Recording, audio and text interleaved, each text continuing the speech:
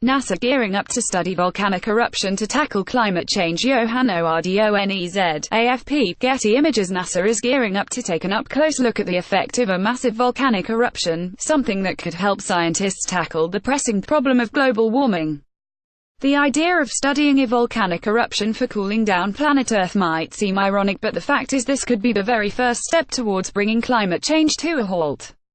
Many scientists have suggested that solar radiation management or geoengineering, the process of spraying sulphate aerosol particles into the atmosphere, could be a way to bring down Earth's temperature.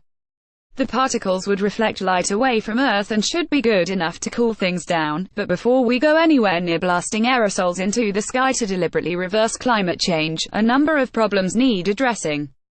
This is why NASA is prepping to study and analyze the processes triggered by the next big volcanic eruption, which essentially would be the natural blast of aerosols into the atmosphere.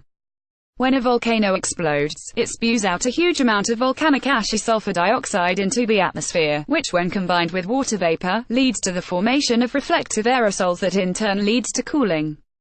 Massive volcanic eruptions have demonstrated this effect in the past, such as the Philippines' Pinatubo volcano, which exploded in 1991 and brought down average global temperatures by 1 degree Fahrenheit for several ensuing years.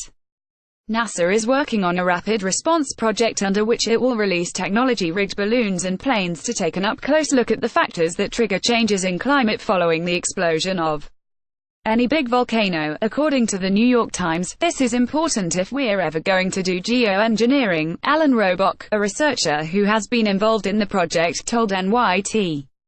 Using the balloons and planes, the agency would measure the amount of gas spewing out of the volcano, how it changes into aerosols, how long those particles last, and all other atmospheric factors that may have any form of impact on cooling the surface.